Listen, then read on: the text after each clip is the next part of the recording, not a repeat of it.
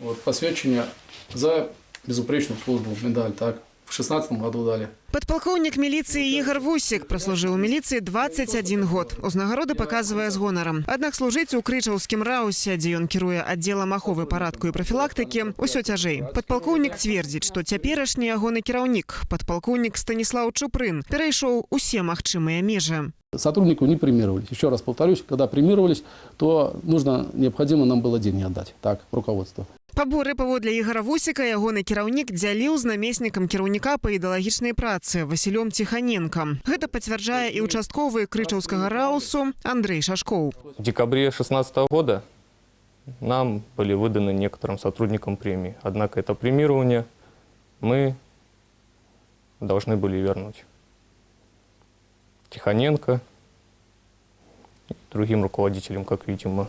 Гэта не адзінае злоўжыванне працоўнымі паўнамоцтвамі, адзначаюць міліцыянты. Паводле іх дзяжурныя не маглі сыходзіць са службы, не выявіўшы правапарушэнняў паводле артыкулаў за хуліганства і за распіванне алкагольных напояў у грамадскіх месцах. Міліцыянты мусілі дзяжурыць, пакуль не знойдуць вінаватых паводле адпаведных артыкулаў. На ўзмоцнены рэжым нясення службы за мінулы год працаўнікоў аддзелу аховы парадку пераводзілі 8 разоў, зазначае былы міліцыянт Юрый Дзюбанаў. Обстановка в районе и в райотделе была нормальная. То есть способствовала, что люди могли работать в штатном режиме. Без всего этого. А это 10 дней без выходных и 12-часовой рабочий день. Апроч таго, міліцыянты кажуць пра вербальныя здзекі. Образы: гнилой виноград, гнилая виноградина, плесень. Значит, принеси мне свой диплом, я тебя порву. Эти слова могут подтвердить и другие сотрудники. Где бы то ни было, на совещаниях он всегда: принесите мне свои дипломы, я их порву.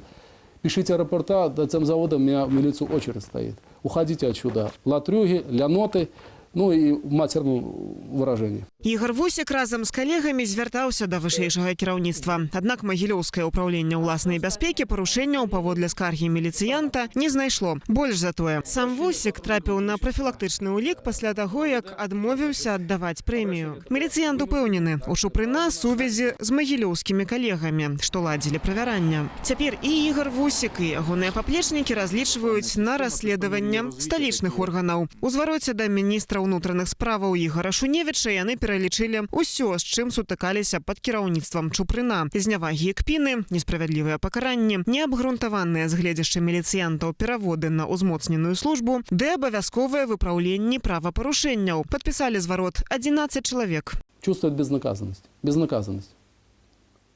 То есть, я бы хотел сказать, что, значит, больше половины жизни я милиционер, так?